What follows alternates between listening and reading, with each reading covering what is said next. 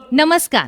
निपुण महाराष्ट्र अभियान अंतर्गत इयत्ता दुसरीच्या विद्यार्थ्यांसाठी मराठी विषयातील वाचन कौशल्यमधील जी अध्ययन क्षमता आहे 4 ते 5 सोपे शब्द व सोपी जोडाक्षर असलेल्या 2 ते 3 वाक्यांचे अनुलेखन व श्रुतलेखन ही अध्ययन क्षमता आपल्याला विद्यार्थ्यांमध्ये विकसित करावयाची आहे.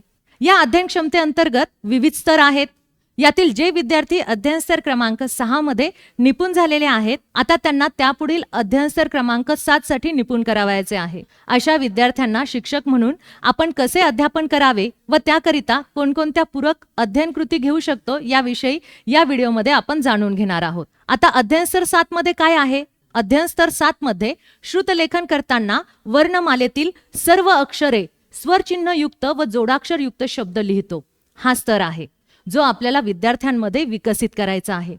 या अगोदर आपण विद्यार्थ्यांमध्ये अध्ययन स्तर क्रमांक 6 जो होता तो श्रुतलेखन करताना वर्णमालेतील सर्व अक्षरे व स्वरचिन्हयुक्त शब्द लिहितो हा स्तर विकसित केलेला आहे. विद्यार्थी आता वर्णमालेतील सर्व अक्षरांचे व स्वरचिन्हयुक्त शब्दांचे श्रुतलेखन करत आहेत. आता आपण स्तर क्रमांक 7 चा विचार करूया. शिक्षक मित्रांनो, सर्वात अगोदर आपण या स्तरामध्ये मुलांना काय येणे अपेक्षित आहे, या स्तराचा निश्चित अर्थ काय होतो ते समजून घेऊया.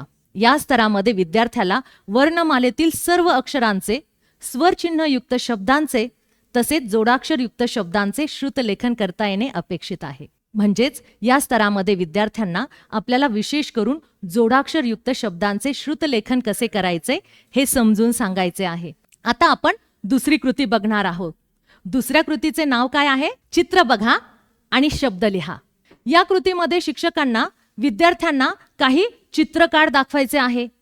या चित्रावरून विद्यार्थ्यांना काही प्रश्न विचारायचे आहे, जसे की या चित्रामध्ये तुम्हाला काय काय दिसत आहे. विद्यार्थी या चित्रामधील जे शब्द आहेत ते शब्द आपल्याला सांगणार आहेत, जसे की पुस्तक, दप्तर, खुर्ची, खिडक्या, शिक्षक अशा प्रकारचे शब्द विद्यार्थ्यांनी सांगितल्यानंतर या शब्दांचा आपल्याला विद्यार्थ्यांकडून श्रुतलेखनाचा सराव करून घ्यायचा आहे. हा श्रुतलेखनाचा सराव आपण विद्यार्थ्यांकडून कशा प्रकारे करून घेणार आहोत हे आपण एका कृतीद्वारे बघणार आहोत. आज आपण एक नवीन खेळ खेळणार आहोत. आपल्या खेळाचं नाव काय आहे? चित्र बघा आणि शब्द लिहा. ठीक आहे, मी तुम्हाला एक चित्र दाखवते, त्या चित्रामधील वस्तूंची नावं तुम्हाला सांगायची आहे. आता इकडे बघा बरं, मला सांगा बरं, हे कशाचं चित्र आहे? वर्गातलं. आता वर्गामध्ये कोणत्या कोणत्या वस्तू असतात? बेंच, फळा, पुस्तक, खिडक्या, दरवाजा. शाबास, अगदी बरोबर. ठीक आहे, आता याचे लेखन कसे करायचे ते तुम्हाला शिकायचं ना. शिक्षक या शब्दाचे लेखन कसे करायचे ते आपण बघूया. ठीक आहे, इकडे लक्ष द्या. आता या ठिकाणी मी तुम्हाला शब्द लिहून दाखवते. आता इकडे बघा, याच्यामध्ये शिक्षक या शब्दामध्ये कोणतं अक्षर येतं? श. श ला कोणती वेलांटी येते? पहिली वेलांटी येते. बरोबर, श ला पहिली वेलांटी शी. त्याच्यानंतर दुसरं अक्षर कोणतं? क्ष. बरोबर, आणि त्याच्यानंतर तिसरं अक्षर कोणतं? क. आता वरती आपल्याला काय द्यायची आहे? रेष मारायची आहे, आणि ती पण त्या शब्दांना लागून रेष मारायची आहे. तुम्हाला कळालं शिक्षक शब्द कसा लिहायचा? शिक्षक. आता दुसरा शब्द आपण याच्यामध्ये लिहिणार आहोत, खिडक्या. दुसरा शब्द, आपल्या वर्गामध्ये खिडक्या असतात ना, ही एक खिडकी आहे आणि 2 खिडक्या जर असेल तर त्याला आपण खिडक्या म्हणतो. खिडक्या या शब्दामध्ये कोणते अक्षर येतं? ख. बरोबर, मग बघा बरं, आपण ख हा काढला, ख हा काढला, ख. याला कोणती वेलांटी देणार आपण? पहिली वेलांटी देणार. ओके, हा झाला खी. त्याच्यानंतर दुसरं अक्षर कोणतं आहे? ड. शाबास, हा काय आहे? ड.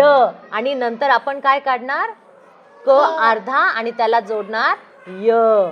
त्याला आपण काना देणार. क्या हा शब्द काय आहे? जोडाक्षर आहे. हा शब्द काय आहे? जोडाक्षर आहे. बरोबर आहे. मग हा खिडक्या हा शब्द कसा लिहायचा हे समजलं तुम्हाला?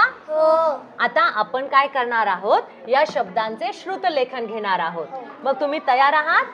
मी तुम्हाला शब्द सांगणार, ते तुम्ही नीट ऐकायचं आणि तुमच्या पाटीवरती लिहायचं. हो. ठीक आहे, रेडी सर्वजण? हो. चला तर मग तुमच्या हातामध्ये पाटी आणि लेखन घ्या. आता तुम्हाला शब्द लिहायचा आहे शिक्षक. कोणता शब्द लिहायचा आहे? शिक्षक. शिक्षक.